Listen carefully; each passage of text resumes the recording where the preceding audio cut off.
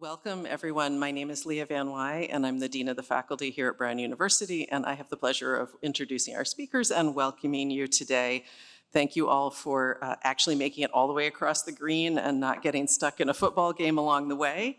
So this discussion is part of our ongoing effort to engage all segments of our campus community in dialogue about two fundamental principles: academic freedom and freedom of expression, that are necessary both for meeting our university mission and for a robust democracy in our country. Our programming to date has involved lectures, seminars, panels, and discussions about these principles and about the ongoing debates about their relevance and relationships to other goals at Brown. And so, as you know, particularly during periods of intense national and global activism, we get frequent inquiries, questions, complaints from students, staff, and faculty about Brown's policies governing freedom of expression, including questions regarding standards for protest and demonstration, public statements, and free speech. At the very highest level, our policies reflect the fact that the protection of freedom of expression is absolutely essential for faculty, staff, students, and alumni with a broad range of viewpoints to come together, to learn from each other, and to deepen their understanding of the incredibly complex issues at the heart of every aspect of modern society. And so we're really honored today to have Nadine Strossen here to talk to us about these, to discuss with us these very issues. So Nadine is the John Marshall Harlan II Professor of Law Emerita at New York Law School and the past president of the American Civil Liberties Union. And she's currently a senior fellow with FIRE, the Foundation for Individual Rights and Expression. And she's a leading expert and frequent commentator on constitutional law and civil liberties, who's also testified before Congress on multiple occasions, something we hope none of the rest of us have to replicate here. So Nadine serves on the advisory boards of the ACLU, Academic Freedom Alliance, Heterodox Academy, and the National Coalition Against Censorship. The National Law Journal has named Strossen one of America's 100 most influential lawyers, and other national publications have named her one of the country's most influential women. And in 2023, the National Coalition Against Censorship selected Strossen for its Lifetime Achievement Award for free speech. Nadine is the author of several books and documentaries. She's the author of Hate, Why We Should Resist It with Free Speech, Not Censorship, and Free Speech, What Everyone Needs to Know. And she's also the host and project consultant for Free to Speak, a 3-hour documentary film series distributed on public television just last year in 2023. And her book, Defending Pornography, Free Speech, Sex, and the Fight for Women's Rights, was named a New York Times notable book back in 1995. So she's been talking about this for quite some time. And tonight's conversation is going to be moderated by Frank Doyle, who's the provost at Brown University. So he is both a professor of engineering and the 14th provost of Brown. As the university's chief academic officer and chief budget officer, Frank works closely with the president to advance the university's mission of teaching, research, and service. And prior to this role, Doyle served as the dean of some other schools, John A. Paulson School of Engineering and Applied Sciences, SEAS, and he was also the John A. and Elizabeth S. Armstrong Professor. And as dean down the road, he established SEAS as the connective tissue of Harvard University, developing numerous joint programs with other Harvard schools, including new joint master's degrees, executive education, and a new PhD program. Almost done with the honors. Among a long list of distinctions, Doyle is a member of both the National Academy of Engineering and the National Academy of Medicine. He earned his bachelor's degree from Princeton, a certificate in postgraduate studies from Cambridge, and a PhD in chemical engineering from Caltech. So please join me in welcoming Frank and Nadine for this conversation.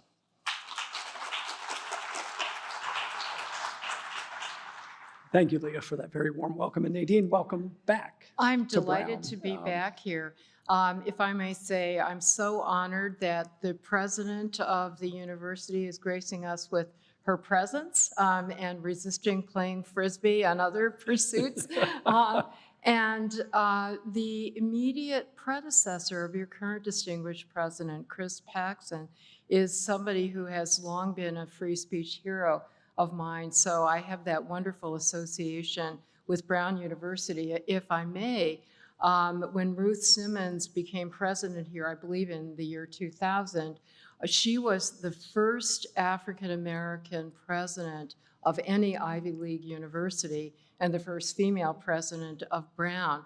There were already some free speech controversies at Brown, and in her very first commencement or convocation address, she made a statement which was so eloquent in light of pressures that have accelerated since then. And I quoted it in my book on hate speech, but the words are actually imprinted in my mind. She said, addressing the students who are out there right now frisking about in your wonderful green spaces, she said, education at its best is the antithesis of comfort. The antithesis of comfort. So if any of you have come here seeking comfort, go through yon iron gates. But if any of you have come here seeking to bring about change in your community, then you owe it to yourselves to subject yourself to the discomfort that good education brings. Nadine, thank you. And thank you for acknowledging the competition we have with Mother Nature outside. You've been here before, so I can't tell you it's like this every day. You know better than that. But as you said earlier, and I can share with the audience, I hope it's not about the quantity, it's the quality. So we're pleased to have all of you here today for this conversation. So I thought I would start off. I can't help but think about the fact that we've got the privilege of a lawyer here with us today who has quite literally written the book on both hate speech and academic freedom. And I should note, the book on hate speech meaning how to deal with this and not censorship, but academic freedom. So in that context, thinking about your legal perspective, can we start off with a legal definition of hate speech?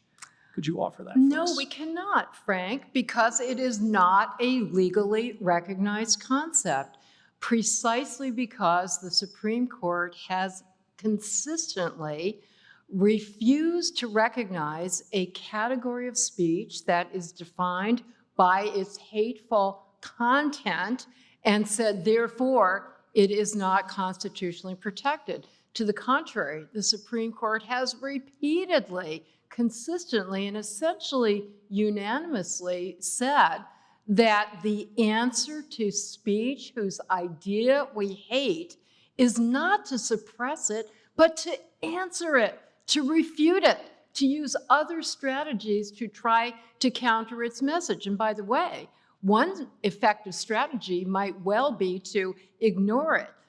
Paradoxically, people who seek to suppress a hateful message, which is certainly my goal as well, unwittingly often amplify the message by engaging in deplatforming or disruptive protest tactics. I understand that you recently had the Anti-Defamation League leader speaking here, and congratulations. I understand that there was a peaceful, non-disruptive protest. That's perfect. The Anti-Defamation League is an expert in responding to hateful ideas. The same is true for the Southern Poverty Law Center. And a few years ago, those two expert organizations put out a series of guidances for college students because there was a concerted campaign by some white supremacists to visit college campuses and try to stir up trouble.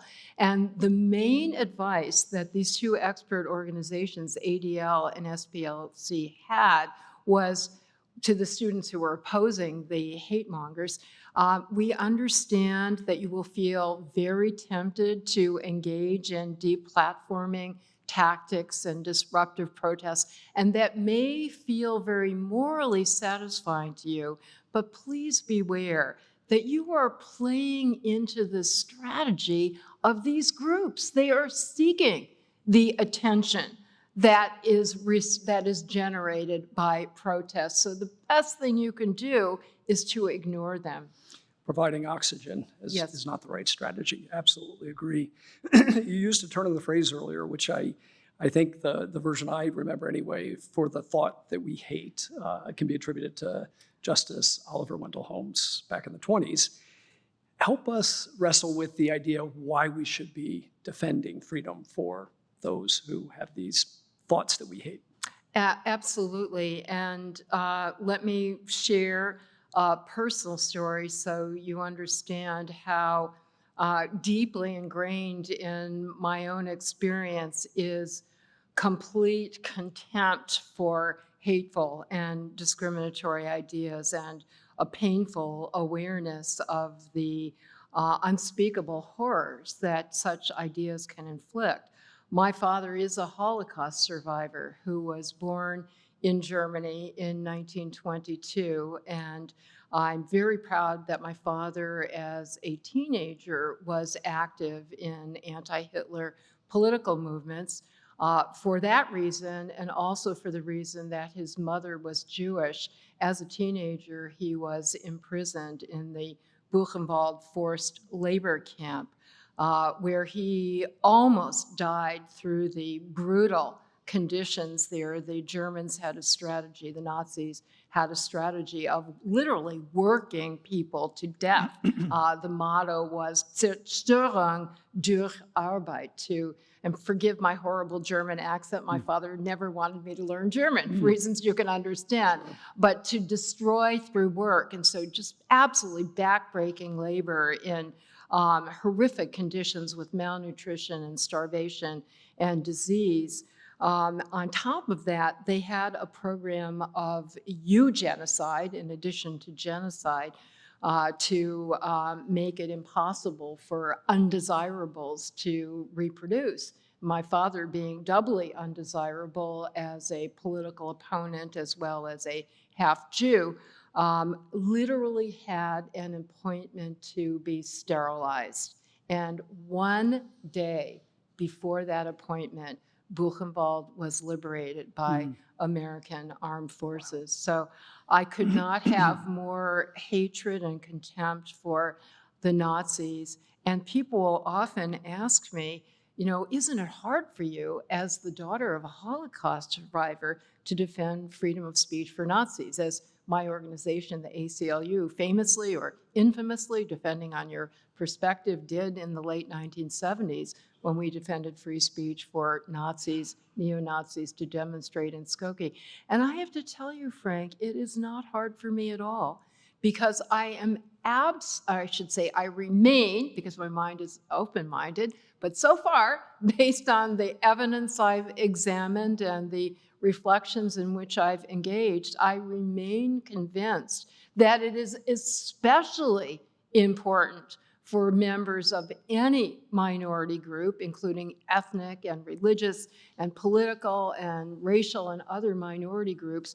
By definition, we're never going to have access to the majoritarian levers of power. So we especially depend on robust freedom of speech that is robust enough to extend to hate speech, because such a subjective term is predictably going to be disproportionately used against our speech. And if I can give one concrete example, I mentioned the famous ACLU case in the late 1970s, when, despite the fact that Nazi propaganda is absolutely antithetical to our own civil libertarian principles, we understood that to be able to advocate against Nazism and for civil rights and civil liberties, we had to defend the principle that government may not punish speech solely because it is deemed to be hateful or hated in a particular community. And an example that we cited in our brief, Frank, came from another city in Illinois, not too far from Skokie. Now, Skokie had a large population of Jewish people, many of whom were Holocaust survivors, but not too far away in Cicero, Illinois, with a very different demographic, we had to defend the very same principles for a very different message that was deemed by the people of Cicero to be hateful, subversive, dangerous speech. And let me say this, that Cicero, Illinois was described by Time magazine as Selma, Alabama without the Southern accent. And so guess whose speech was deemed to be dangerous, subversive, and hateful in Cicero 10 years before the Skokie case? Martin Luther King and pro-civil rights demonstrators. Shocking. Well, I don't want to continue the Nazi theme per se, but it's interesting, the subterfuge, the strategy inside, through your German, differed so strongly from the propaganda. You probably know this one. 40 years ago, I had the opportunity to visit Dachau, and I can remember on the gate, durch Arbeit macht frei, through labor makes freedom, and just antithetical. It's amazing. Thinking about First Amendment rights, free speech, and hate speech, there are those who would say the First Amendment protects hate speech. There are those who would say First Amendment does not allow for hate speech. Where in that spectrum, if not on one of the poles, should we be landing? As we were joking beforehand, it depends on the context. And I know those are infamous words now, but as a technical legal matter, it really is true. And if I can put on my law professor hat very briefly, all of First Amendment law, for all of its complexity, really boils down to two very common sense principles, one of which allows the government to restrict the speech, including the hate speech, that is the most dangerous. The other of which bars the government from engaging in the censorship that is the most dangerous. So what is the censorship that is the most dangerous? It is what would have occurred in Skokie if the ACLU had not won that case, unanimously in the Supreme Court, but who's counting? And seriously, the Supreme Court has said the bedrock principle underlying our whole complex system of free speech law is this viewpoint neutrality or content neutrality. The government may never punish or restrict speech solely because of dislike of, even loathing of the viewpoint, the idea, the content, or the message. But when one gets beyond the content of the speech and looks at it in its overall context, the court has crafted something that's often called the emergency principle, when in the circumstances the speech directly causes or imminently threatens certain specific serious harm, then the speech can and should be punished. And there are, I can give you two examples from the very same factual situation, Frank, both involving the same hateful content or viewpoint, one of which could not be punished and the other of which could. And they come from Charlottesville in 2017 when, by the way, the ACLU again came to the defense of the viewpoint neutrality principle, where the immediate beneficiaries were the Unite the Right demonstrators in that case. So these demonstrators, you may remember, are marching, chanting, and I get chills every time I repeat it or think about it, "You will not replace us. Jews will not replace us." And you can imagine how horrific that message is to me personally, and hopefully to every decent human being.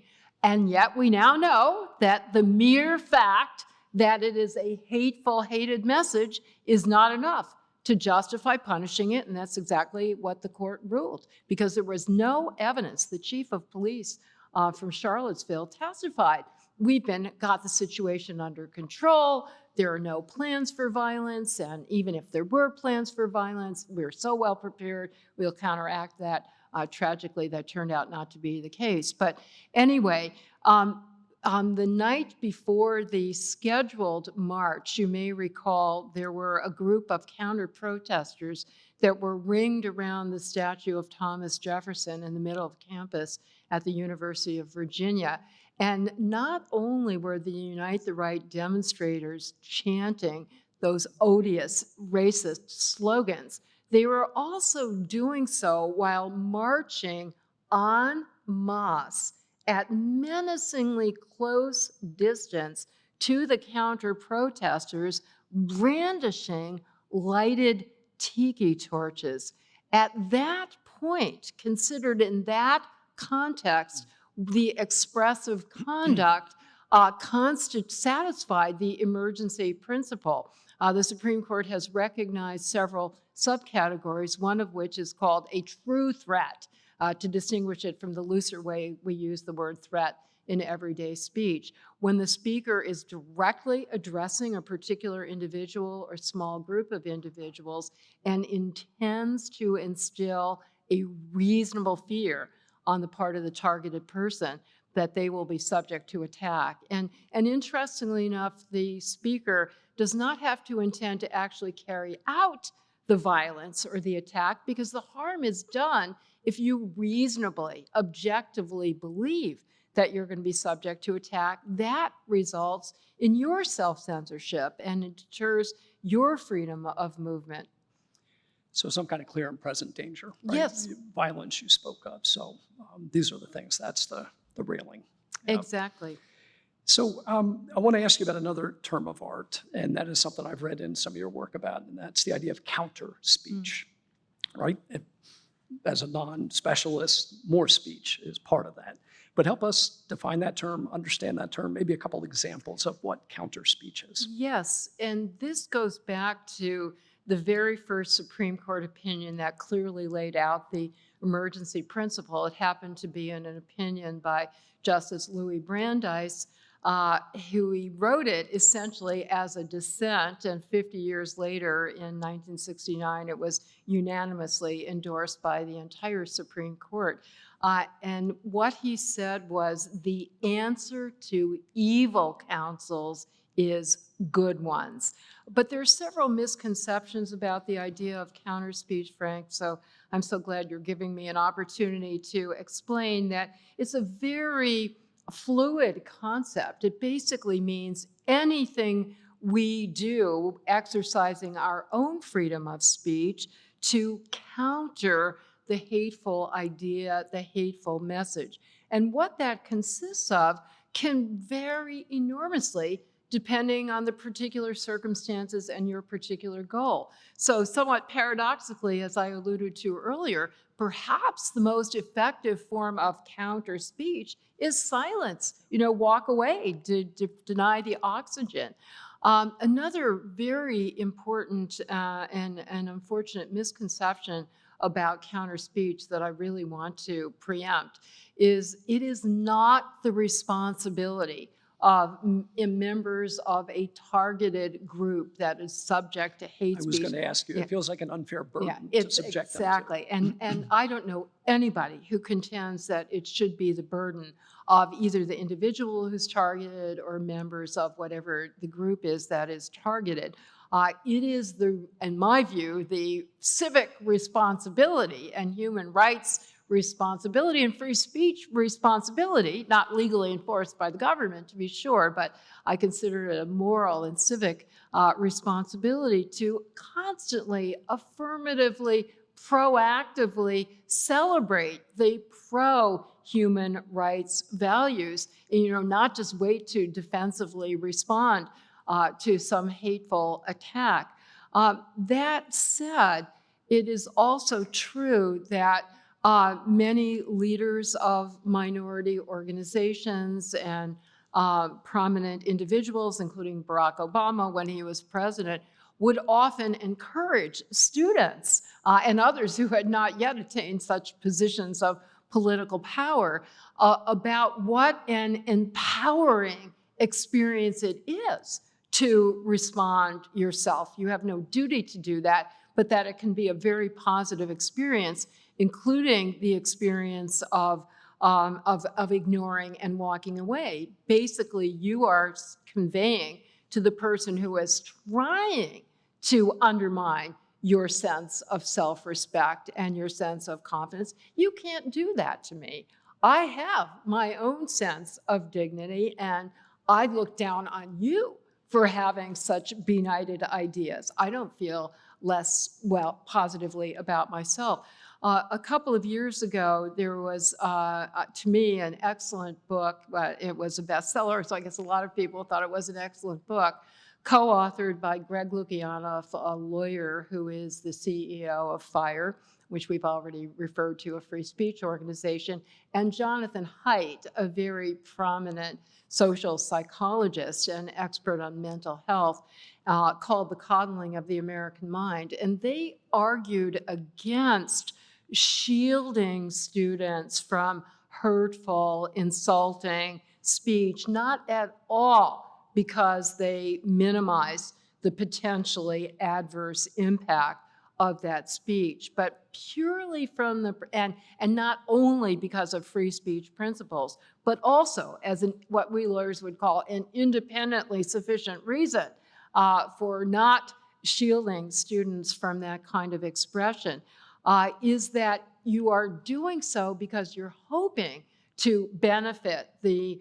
psyche and the emotional and the psychological and the mental health well-being of that student, but unintendedly, you're actually doing more harm than good because for a number of reasons, including the fact that in the actual world, unfortunately, we are all going to be subject to speech and ideas and expression that is deeply insulting and traumatizing. And so it is helpful for us to be prepared to develop the resilience and the cognitive skills that will enable us not to be undermined by that kind of expression. And they even advocated that all college students should be required to be trained in cognitive behavior therapy techniques.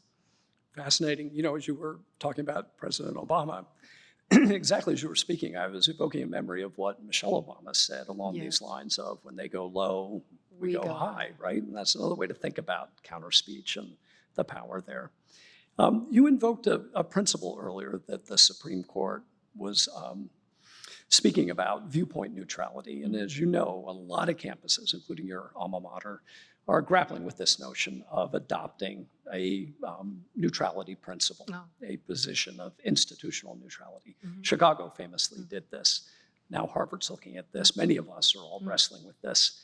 Do you think there's lessons that we can learn from how the courts have approached this to how we practice that in the universities? That's a really interesting comparison. So first of all, I want to say that I'm not aware of, I certainly would not say that universities, even public universities, have a First Amendment duty to adopt principles of institutional neutrality. And this is kind of inside baseball talk. So let me explain to the audience that what Frank is referring to is the famous Chicago example, which was adopted in 1967, the so-called Calvin principles, where the university itself and the president and the provost and other top leaders of the university make a commitment that they will not issue any statements, any declarations with respect to any social, political, cultural issue.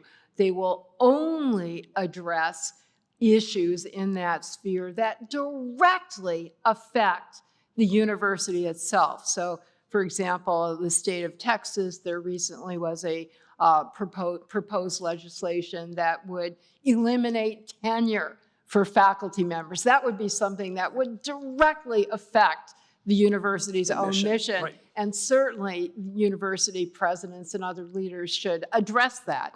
But with respect to even the most important, urgent, political, international, social issues where members of your campus community feel very strongly, those are precisely the issues that the university as an institution should remain neutral to, not at all out of indifference, not at all out of insensitivity, but precisely to maximize the actual opportunity of every individual member of the campus community to opine vigorously and variously.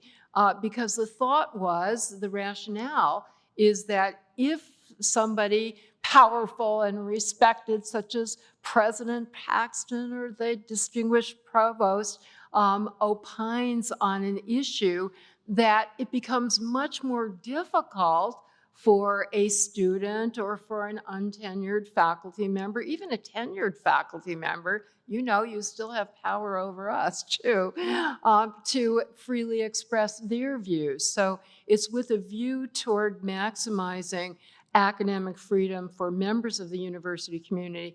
I would also have to say, as a practical matter, it would be such a conservation of the extremely precious resource of the time and attention of these university leaders when we see how much time is drained in trying, I think, the thankless task of trying to satisfy various constituencies.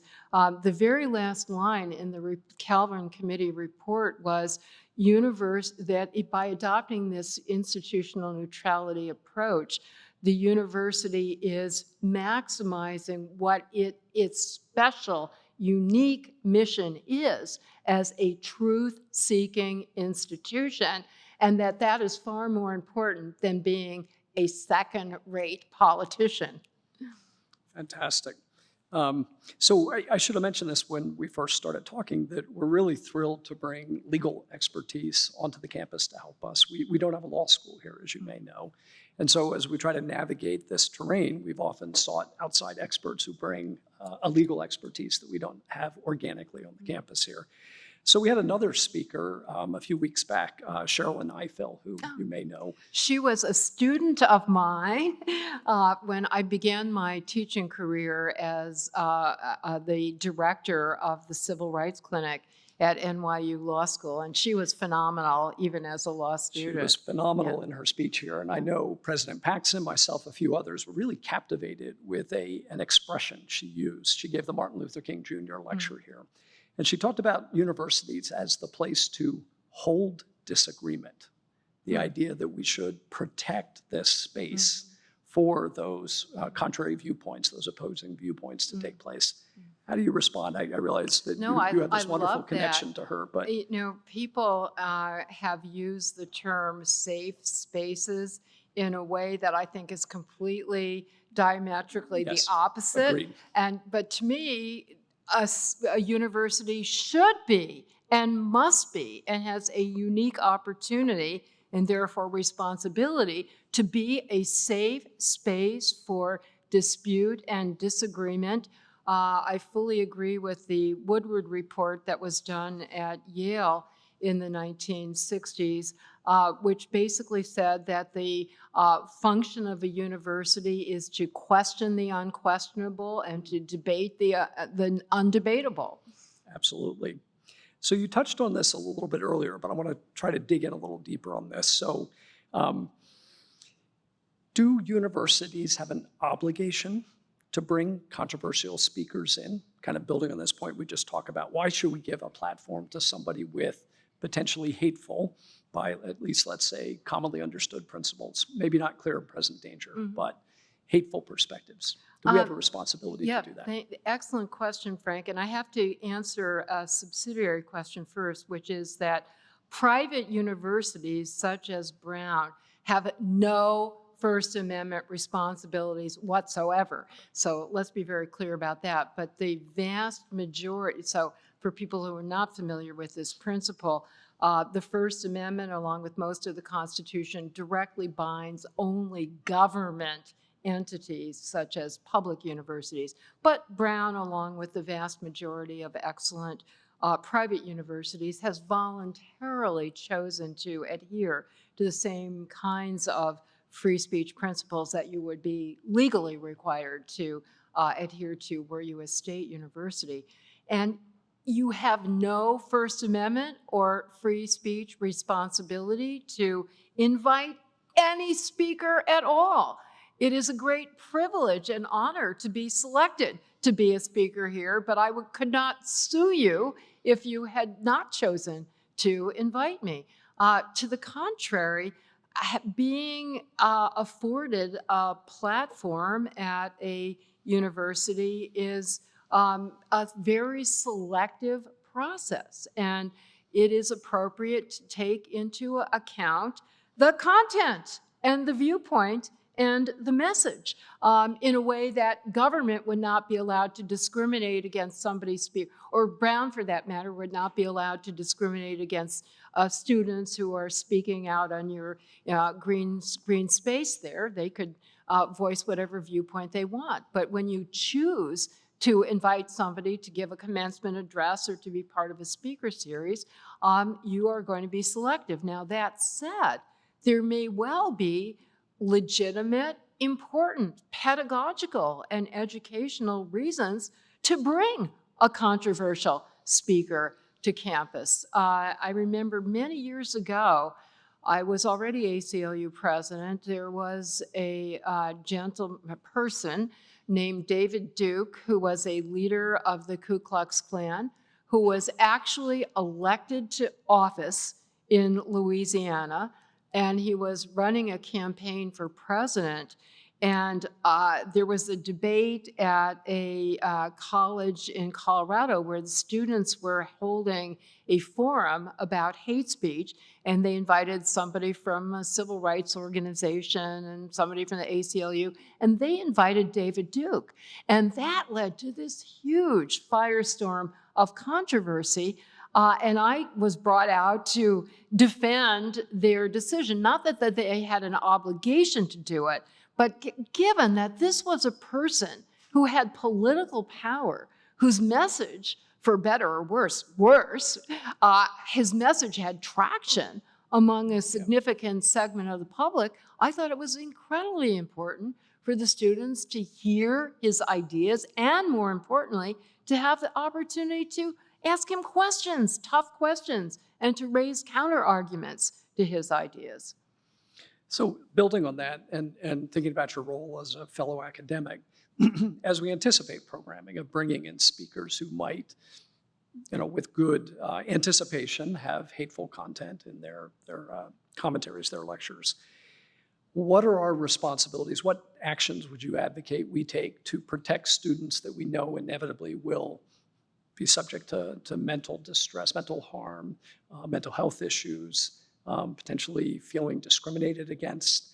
If we don't cross lines of, say, severe and perseverant, if we don't cross lines of clear and present danger, what are the other sort of protective mechanisms that we should feel obligated in the university to offer?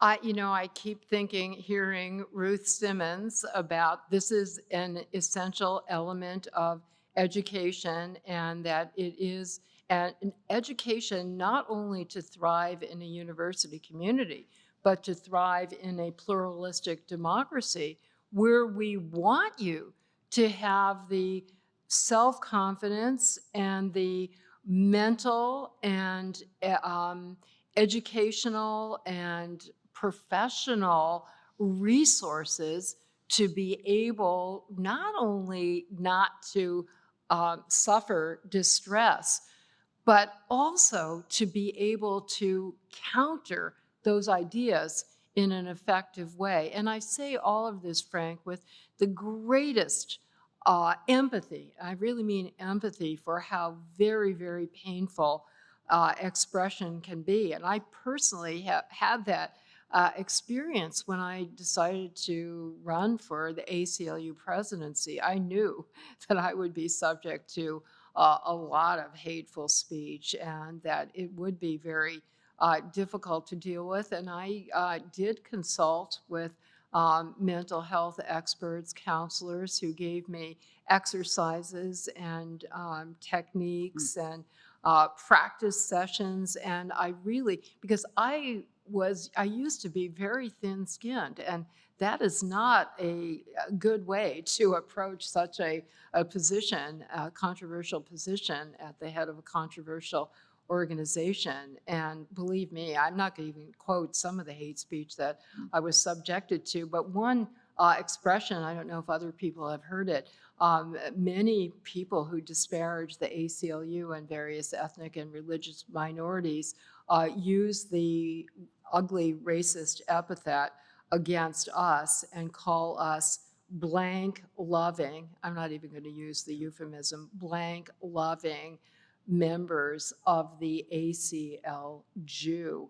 And, you know, the first time I heard that, it really was devastating to the point of, my husband finds this hard to believe, the point of silencing me. And I say, that, you know, because seriously, that's the problem, the double-edged sword of speech. Everything that we say can have a chilling impact on what other people say. And that's a very powerful argument for suppressing hateful speech. It carries a lot of weight with me.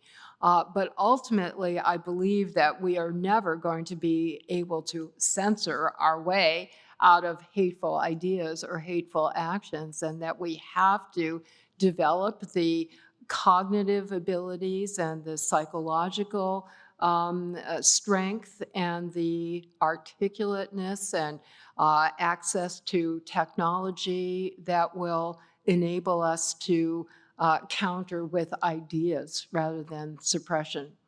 Yeah, it sounded like a combination of training and experience in your case that got you to a good place. And so I look out in the audience at our faculty who are here, and I think about the attendant responsibilities that I hope you all embrace, that for our students, not only modeling behavior, but giving classroom opportunities for students to have those challenging conversations. I think that's a part of the training that's incumbent on us. So I'm going to ask one last question, then we're going to open it up. There are mics in the aisleway there, so folks who are thinking about a question, get ready to come up, and you can pose a question to Nadine here. Last question I have is, if you were to give the folks in the room here one piece of advice, something you'd like them to take away from our conversation, what would it be?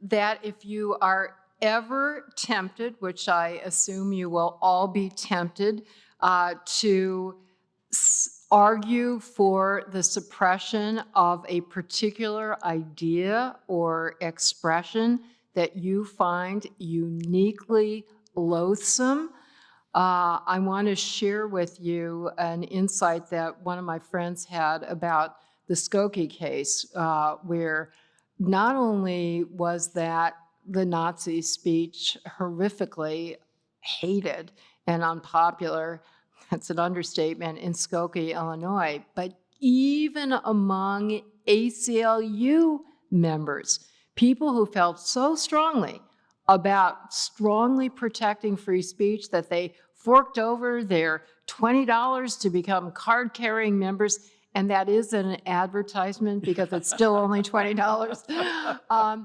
We lost 15% of our members. And one of my friends who was head of the National Coalition Against Censorship said, you know, Nadine, everyone has his or her Skokie. The one exception for the one message that we consider to be uniquely dangerous. And if you add up all of those just one exceptions, there's nothing left. And so the alternative to that is what I think of as the golden rule for free speech.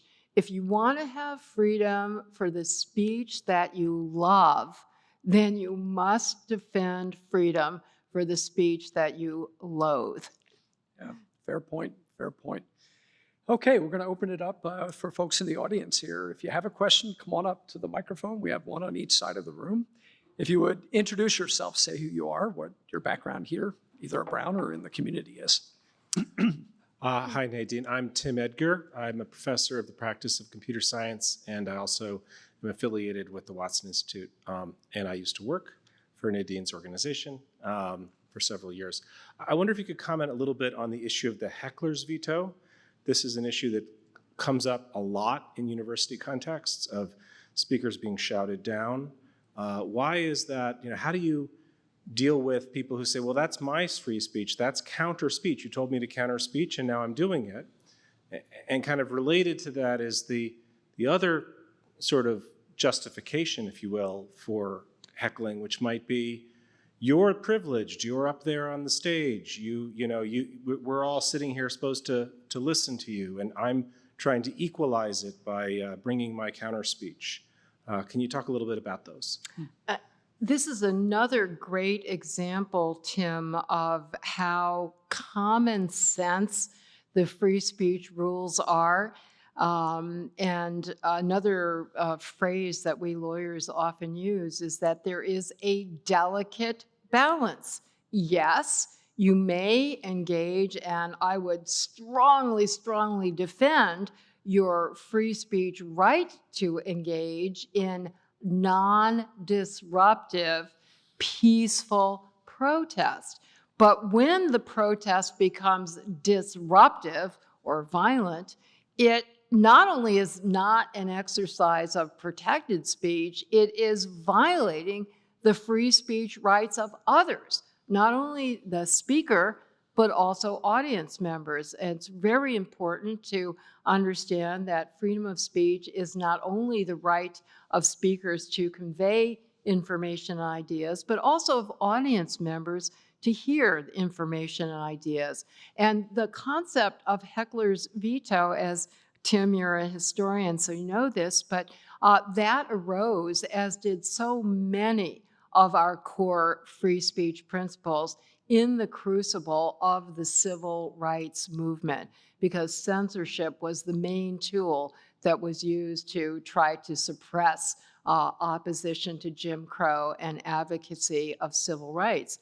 And the justification that was given by many Southern officials for prohibiting Dr. King and other civil rights demonstrators from peacefully protesting was that there were hostile audience members, the occupants, the residents, and local officials, and sadly, sometimes law enforcement officials in these communities who were threatening violence and sometimes even engaging in violence, or at the very least, shouting in such a way that the messages of the pro-civil rights demonstrators could not be heard.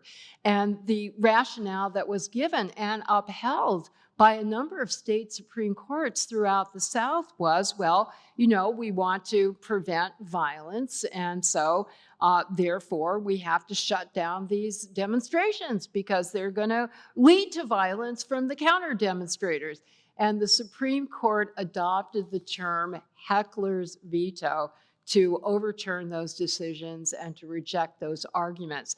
That the response, the appropriate response on the part of government is to protect the speaker, to protect the voluntary audience members against the potential violence, against the disruptive protests. This is not a principle, as you say, Tim. It is so poorly known. Almost every week I read a situation, even at very prominent universities, where professors and security officials who should know better are saying, well, you know, we can't stop these demonstrators who are shouting down the speakers because they're exercising their free speech rights. No, they're not. They're violating other people's free speech rights. And I really appreciate your use of the term disruption, because as you well know, many universities, the language we use, in fact, the AAUP uses, is that you can't interfere with the normal business of the university. Right. And hearing somebody speak is part of the normal business. Having somebody give a lecture in a classroom, normal business. And you referenced an earlier speaker we had here this semester that you must have known something about what happened. There was a protest, but it didn't interfere with. They stood up, they silently walked out. That didn't interfere with the ability of the audience to have a meaningful interaction with the speaker. And there are so many ways that one can very eloquently convey protest. In addition to walking out or turning your back or holding up a sign, I would defend the right of protesters to briefly boo or hiss or shout, as long as it's not at such a sustained and prolonged basis that it interferes with the effective delivery of the talk. Completely agree. And the other part of the way the AAUP has framed this, which is implicit in what you're saying, is they talk about the rights of academic freedom, and they talk about the responsibilities that are attendant with that. And it's one of the few places I've seen it framed with those bookends, and it's really marvelous. Other questions from the audience? Looks like we have one coming here. Hi, Professor Strossen. Thanks so much. My name is Eric Caldor. I work at the Sheridan Center for Teaching and Learning. And over the years, I've done a fair number of consultations with faculty members who, a few years ago, the concern was about cancel culture. Is something going to happen? And so what I'm interested in is how academic freedom is kind of being impacted by these various strains around freedom of speech. And one of the more recent consultations was actually a concern about lawsuits being brought against faculty members because someone in a class felt they were discriminated against or in some way impacted. And I don't know if you can speak to where the law stands on those kinds of issues. Where is the professor responsible for the dynamics of what's happening in their classroom? We're trying to encourage faculty to pursue difficult conversations, give them skills and training around that. But the legal questions are definitely not in our center, that's all. Very interesting question. Thank you so much, and thank you for your really important work. Well, as a lawyer, I have to defend the right to bring a lawsuit, right? In all seriousness, there are some types, almost all states, to the best of my knowledge, do have laws, statutory laws against what they call lawsuits against political participation. I can't remember the exact acronym, but the idea is that we have to be sure that lawsuits are not brought on pretextual bases that are really not likely to succeed on the merits at all. Strategic lawsuits against public participation, where the purpose of the lawsuit is not really to win, because you can't really show that the professor is engaging in harassment or discrimination, I'm assuming, but that it can have an intimidating and silencing impact on not only that professor, but other professors, and for that matter, why not other students? I think, again, it comes back to education and for students to understand that being confronted with, or to use a less confrontational term, to be exposed to have the opportunity to grapple with ideas that they see as difficult and challenging, is the professor living up to her or his professional responsibility. I mean, just using my own experience as a law professor, but I believe this extends to every field, possibly less so in science and math, but certainly for social sciences or humanities. My mantra for my students, and I have a former student here who can attest to this, is that every student must be able to understand, articulate, and advocate every plausible perspective on every issue. You cannot practice law responsibly unless you can do that. But that is really what the essence of critical thinking and inquiry is. And it's our responsibility to prepare students for meaningful lives as engaged citizens, hopefully not only as members of the community, but as leaders of the community, by exposing them to ideas that they may find to be offensive, but they're not going to respond to it in the real world effectively by bringing a lawsuit. They're going to respond effectively by being able to understand and refute it. I might point out that the Sheridan Center here has been a marvelous resource for us in doing pedagogical training and in offering workshops and sessions to help faculty acquire the skills to manage those kind of difficult conversations. And I assume the university is very supportive if a professor is subject to that kind of lawsuit. Absolutely. The university has the professor's back. Right. Looks like we have a question on this side. Hi, Professor Strossen. Thank you so much for being with and with us today. My name is Margot. I'm currently a sophomore here at Brown, and what struck me was the words that you used, opportunity to grapple with, and I definitely see it as an opportunity, but I know a lot of my peers find that the increasing tensions and polarization are not exactly conducive to encountering different viewpoints and being prepared for that critical engagement. And so I was wondering if you could speak to how the universities, especially ones like Brown, can encourage an environment where students are more perceptive to varying perspectives in this increasing age of polarization. Thank you so much, Margot. And let me just first say that what you are describing is a universal problem across campuses in the United States. For the last 4 years, FIRE, together with College Pulse, has been doing very detailed surveys of campus climates on various universities and colleges. And this year, the last report came out in September. They ranked 248 campuses. Famously, we know that Harvard was number 248. Right.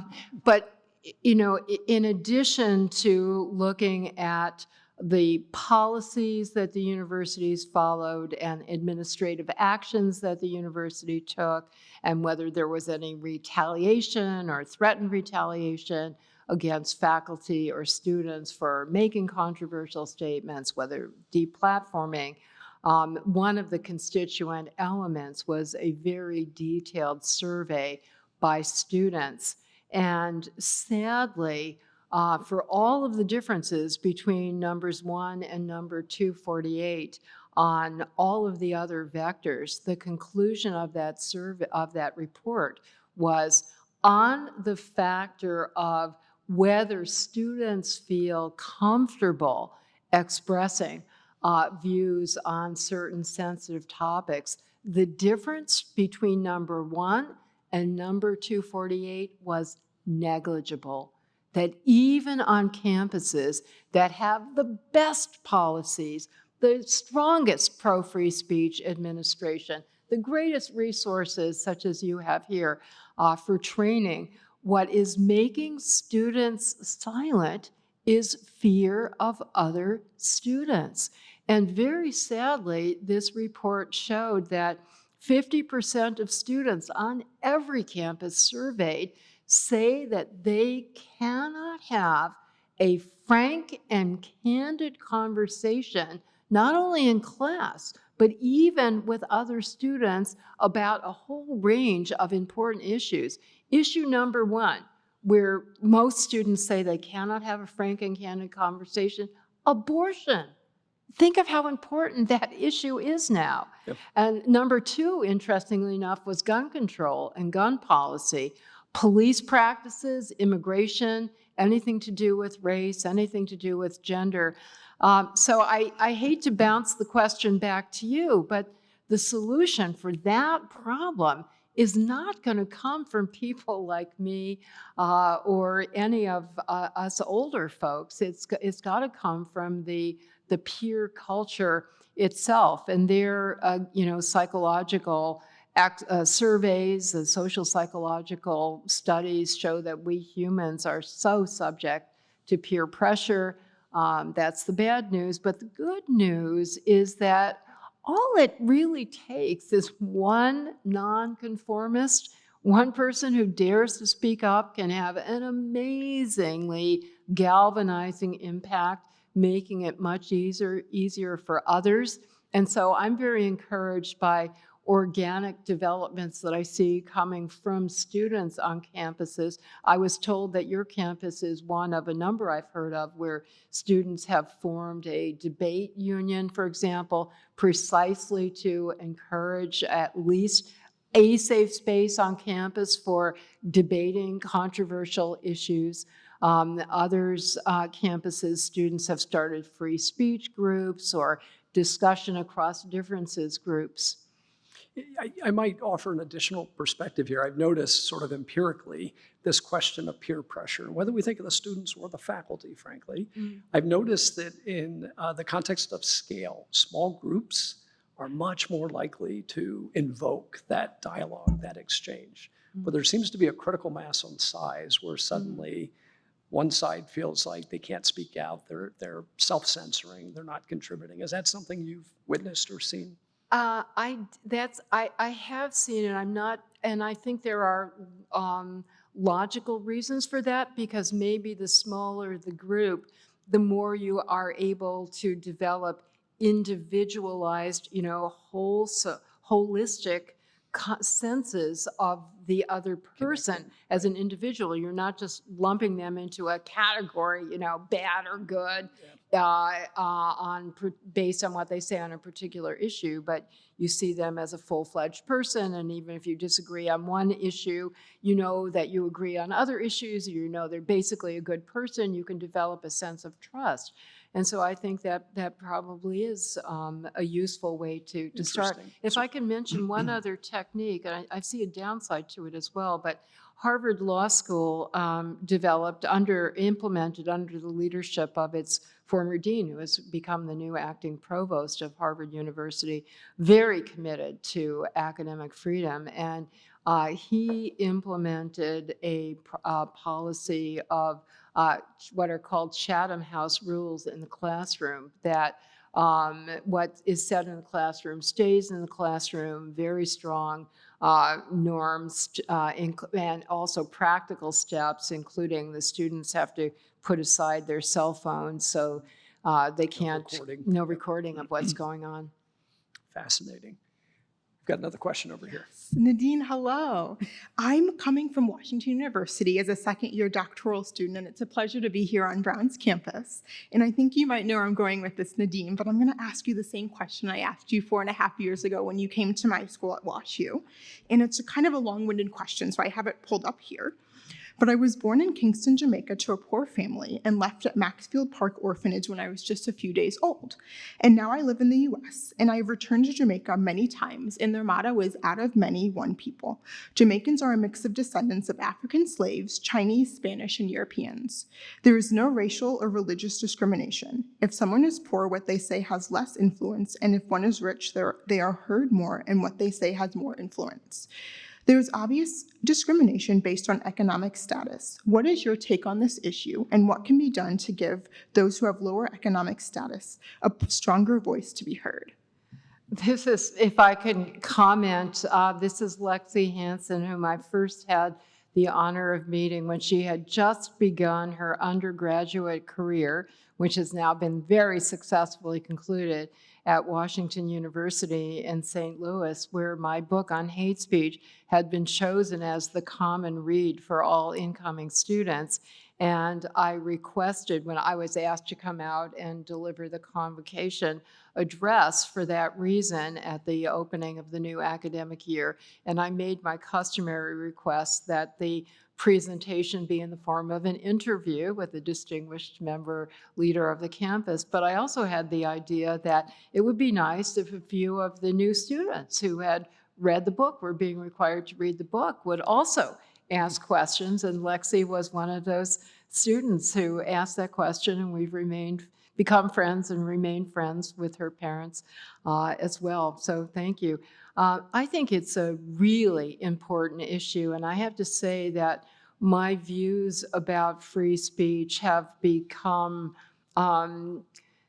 augmented, refined, enhanced as a result of all of my thinking. I haven't done a 180-degree change on any of my views of free speech, but I've come to have a more demanding standard that it is not enough just for, let me quote the words of the First Amendment, Congress shall make no law abridging the freedom of speech. That legal protection is necessary, but not sufficient to have meaningful free speech. And my mission is really to make sure we really do have robust free speech, including dealing with all of the issues that have been raised by these questions. And certainly that includes empowering everybody, regardless of who they are, regardless of their educational level, regardless of their access to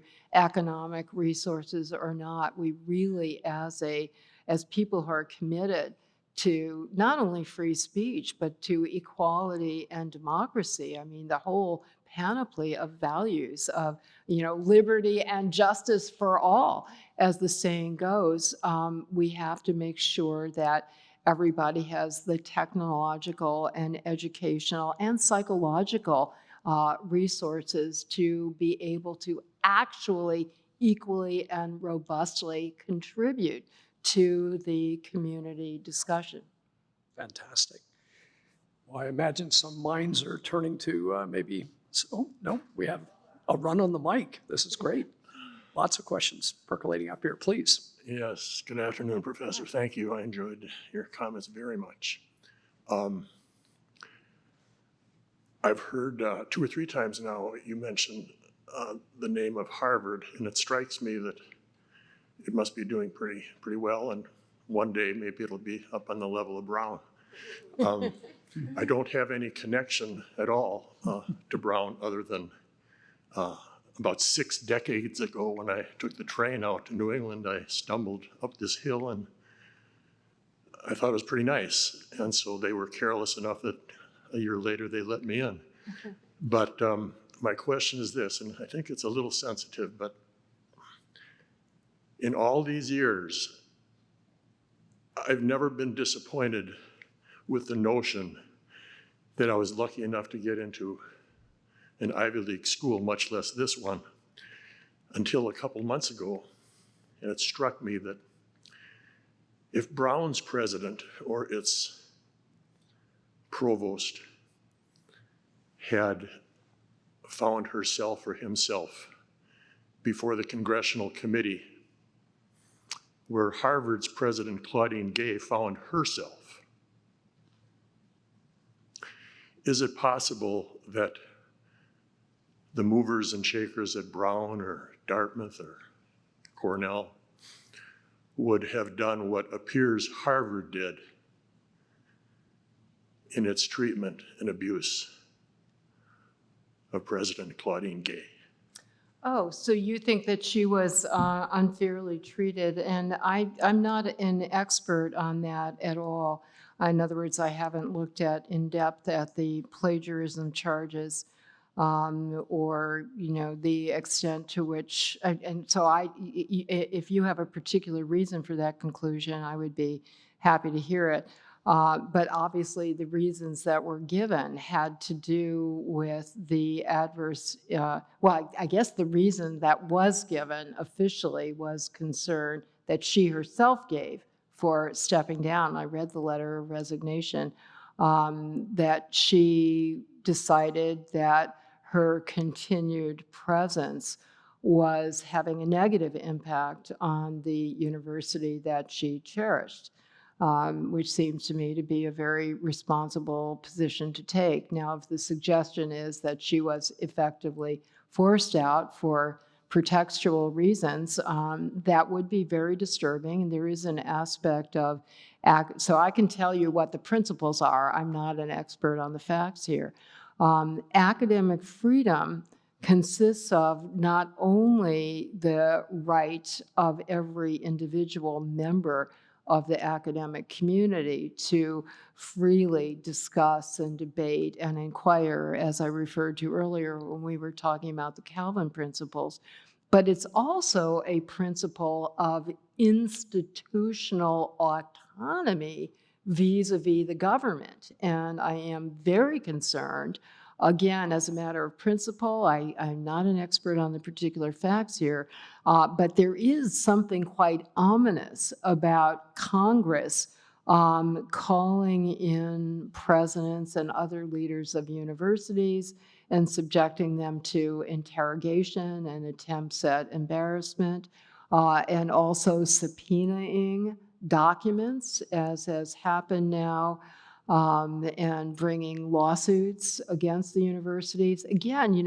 as with everything, it is a matter of a delicate balance, and to the extent that Congress's inquiries are aimed at trying to protect and enhance academic freedom, that's good, but often something uses a very positive label to actually have the opposite impact. And the technique, as I hope students of history know, this was the technique that was used during the McCarthy period and Red Scares in our history to subject university professors and leaders to political interrogations and to demand turning over documents. So the devil is in the detail, and I think we have to be very vigilant that universities' autonomy in making decisions about their curriculum and making decisions about their academic freedom policies,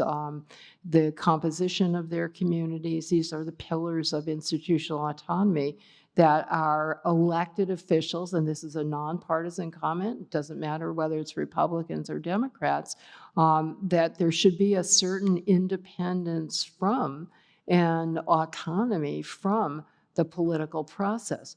When Frank mentioned the AAUP, the American Association of University Professors, a very important organization that was founded in 1915, set out a declaration of academic freedom principles that is still the gold standard. The United States Supreme Court has essentially treated the AAUP principles as implicitly protected by the First Amendment. But the immediate impetus for the forming of the AAUP and the elucidation of those principles was to resist corporate pressure and government pressure against university autonomy and institutional academic freedom.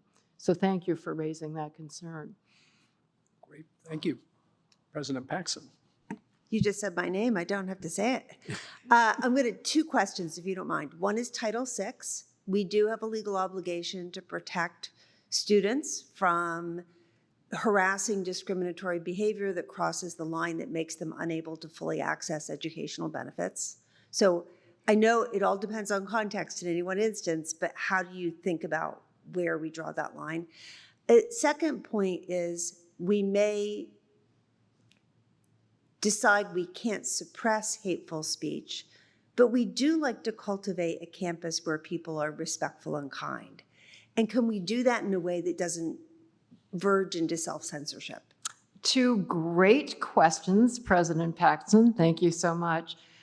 So Title VI of the Civil Rights Statute requires every university that receives federal funding, which is essentially every university, as a condition of eligibility for federal funding to respond promptly and effectively to complaints of and evidence of what's usually called hostile environment harassment.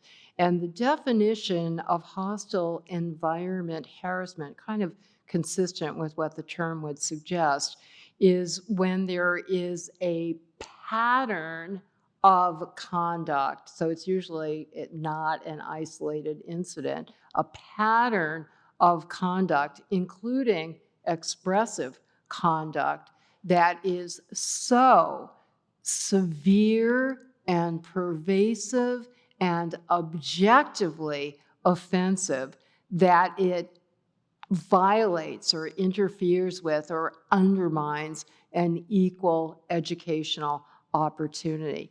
It's a tough standard, and I think appropriately so. So in order to show such a pattern that is severe and pervasive and actually violates somebody's equal educational opportunities, there have to be a lot of facts to support that.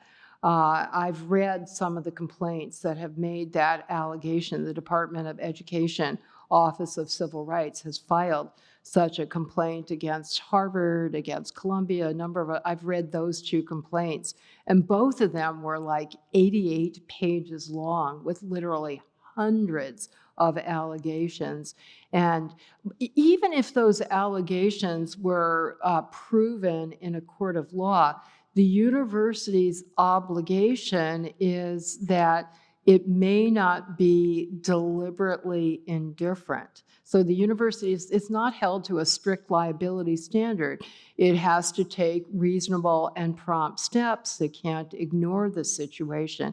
And I think that it's a tough standard, but I think it's an appropriately tough standard when it comes to expressive conduct. And so I'm not going to, even at Harvard and Columbia, I would say, if those allegations are factually true, it probably does satisfy the standard, but there's a lot of debate as to whether it's factually true.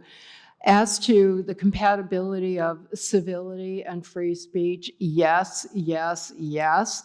Even the famous Chicago principles, which are usually thought of as the Chicago free speech principles, and they are, have a statement about the importance of civility and respectful discourse and respect for mutual respect for our dignity on campus, and that this is something that we should encourage and that we should cultivate and we should nurture.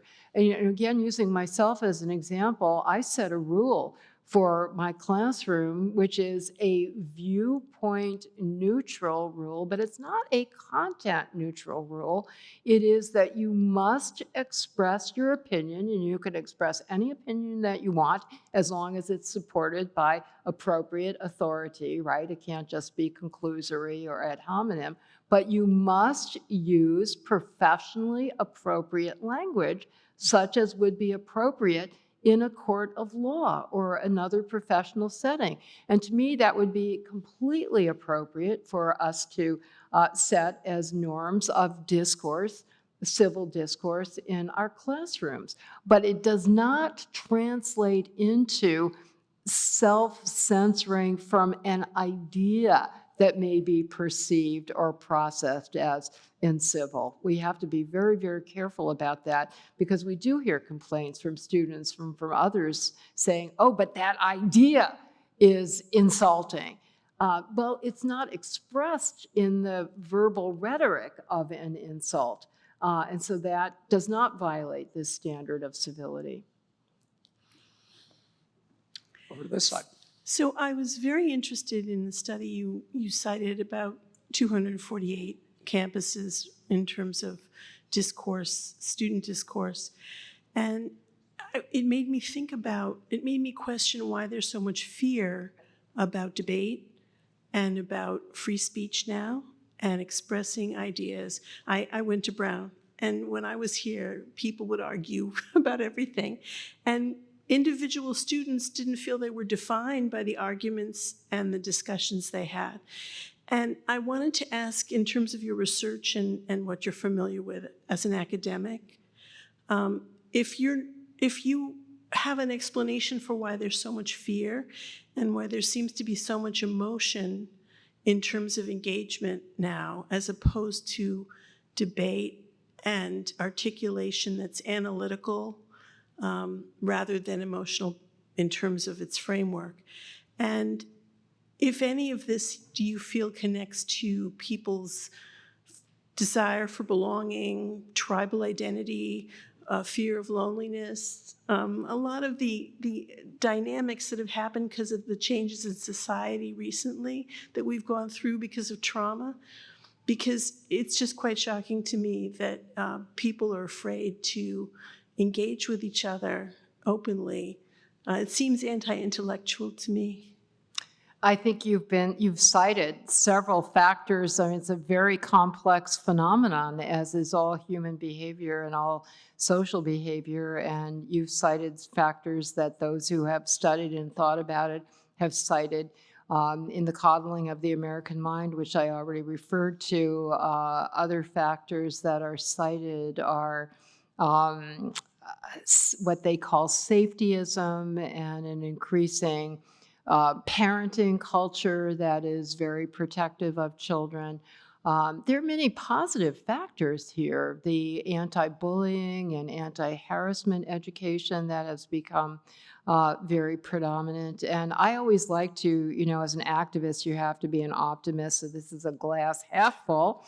And I really do want to salute the positive impulses that are reflected in what we think is unfortunate censorship of self-censorship of ideas. But I really salute and do not take for granted the deep commitment to equality and dignity and diversity and inclusivity and a concern not to upset or traumatize your fellow students. That's to be commended. And for most of our history, we could not take that for granted. But I think people are, so on the positive side, don't want to hurt somebody else's feelings, even unwittingly. And a somewhat more self-centered concern, don't want to be subject to a viral campaign of shaming and shunning and suffering the demonstrable adverse consequences that are meted out when somebody unwittingly says something that maybe even unfairly is deemed to be insensitive or offensive or discriminatory.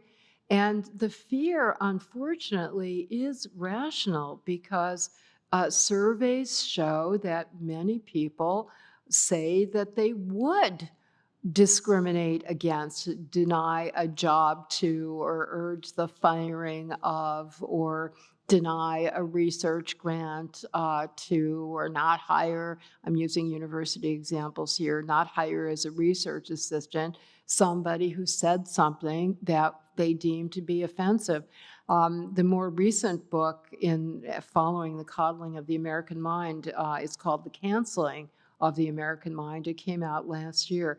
And interestingly enough, that was co-authored by Greg Lukianoff with Ricky Schlott, who is a college-age student. She had gone to NYU, was subject to a cancellation campaign and dropped out and became an independent journalist. And I think Greg very wisely thought, I'm writing about campus, I should co-author it with somebody who's very close to campus. And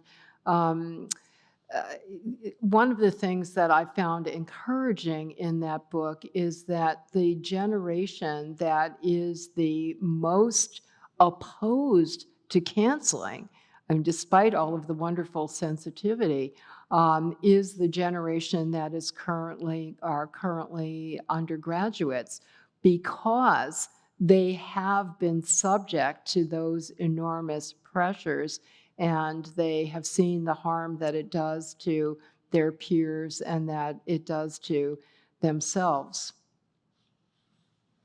So I think we have time for these two last questions, one from each side. We'll go here first and wrap up over here. Great. Thanks for your really interesting talk. I'm Mike. I'm an experimental psychologist and a faculty in the med school. I'm curious, in practicality, is there oftentimes a tension between the idea of content neutrality and the importance of context? Because I could see it, I'm not a lawyer, but I could see it playing out where unpopular ideas become forbidden allegedly due to the context, kind of as a cover. And then also relatedly, is the context matter, does the speaker have to be aware of the context for it to matter? Really interesting questions, Mike. So point number one, definitely. A good example was what happened in Charlottesville when the attempt to withdraw the parade permit that had been granted to Unite the Right was withdrawn on the alleged rationale that there was going to be violence and to protect against the violence. But that's why in the court hearing, our witnesses, including the chief of police, said, no, that's pretextual. We're on top of the situation, we've monitored it, and there's no evidence, nor could any of the city council members who had voted to withdraw the permit were able to come up with any evidence at all. To the contrary, their deliberations contained a lot of statements about how repugnant the ideas of these demonstrators were. So they were trying to embrace the rationale of context, but it was really based on content. And I'm sorry, your second question, I'm obviously getting tired. You're going to have to repeat it. Does the speaker have to be aware of it? Oh, aware. Usually, so For example, one of the, yes, I would say almost all, I'm going to say to be careful. To the best of my knowledge, the answer is always yes, as I think of subcategories of speech that the Supreme Court has said satisfies the emergency standard, and some of these will sound very familiar to you. Intentional incitement of imminent violence that is likely to happen imminently. So with respect to, I had a discussion with some students earlier about Donald Trump's speech on January 6th. Should that be punishable intentional incitement? And some of the students were making the very wise point that it was foreseeable. Violence did that people, some of the people who stormed the Capitol said that they were factually incited by Trump to do that. That only satisfies the effect prong. It doesn't prove that Trump, which is necessary to prove, to hold Trump himself culpable, that he intended that result. And same thing with respect to a so-called punishable true threat. In fact, the Supreme Court recently issued a decision on that issue in which it said the speaker has to either intentionally or recklessly, which isn't, it's more than negligence. It's certainly more than consciousness or foreseeability, that knowing that there's a likelihood that this is going to happen, you deliberately choose to proceed with making a statement that's going to put somebody in fear. So thank you for forcing me to think aloud, and the answer is yes. Please.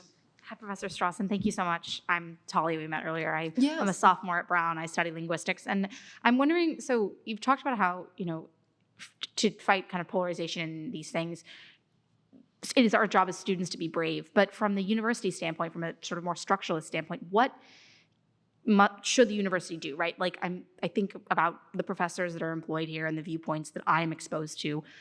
There aren't many quote unquote conservative professors. And I feel like, even just like from the point of view of like looking at a syllabus, it's not that the professor necessarily holds all the viewpoints that are espoused in a syllabus, but what are the viewpoints that are being presented to students? So what can the university do to normalize like ideas that like the friction of ideas and differing viewpoints?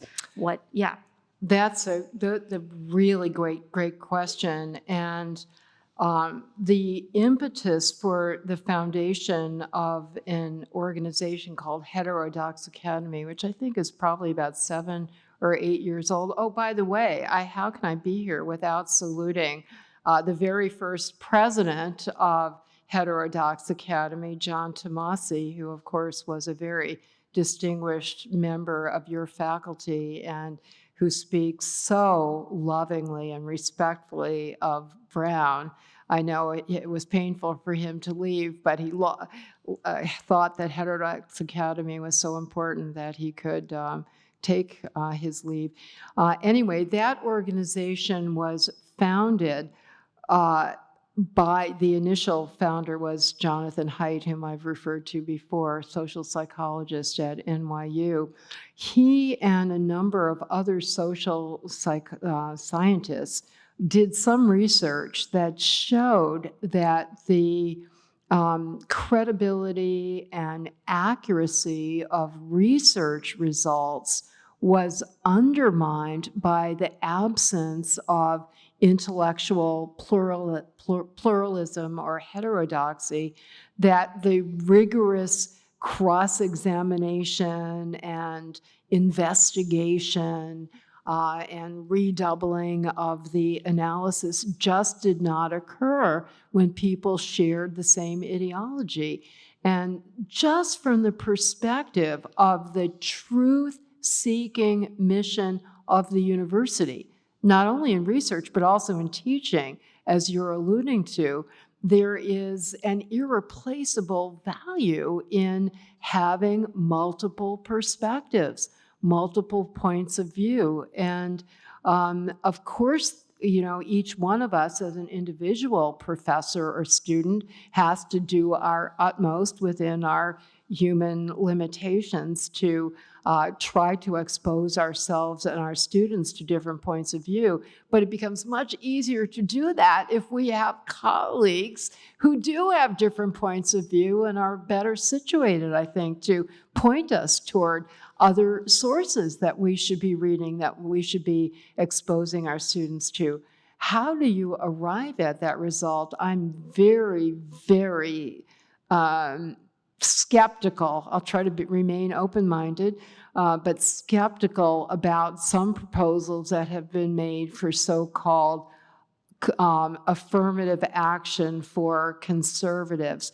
I think it would be enough if we would get rid of some of the overt discrimination that many members of faculties are proudly saying they do engage in discrimination, that they will not hire somebody who has a conservative political perspective, or they will not vote to tenure that person, or they will vote against publishing that person's research. If we could just get rid of that discrimination against minority viewpoints, that would be a big step forward. And I think if more and more faculty members understood, even from a selfish perspective, that their own research and scholarship would improve from having colleagues and students with different perspectives, that would be an affirmative incentive to create more intellectual diversity. Nadine, this has been terrific. You heard in Dean Van Wy's introduction, we're on a bit of a journey this semester to advance our collective understanding of the very complex issues in academic freedom. I want to congratulate you and thank you for enriching our collective understanding this afternoon. Thank you so much for being with Well, us. it's my great privilege. Thank you so much.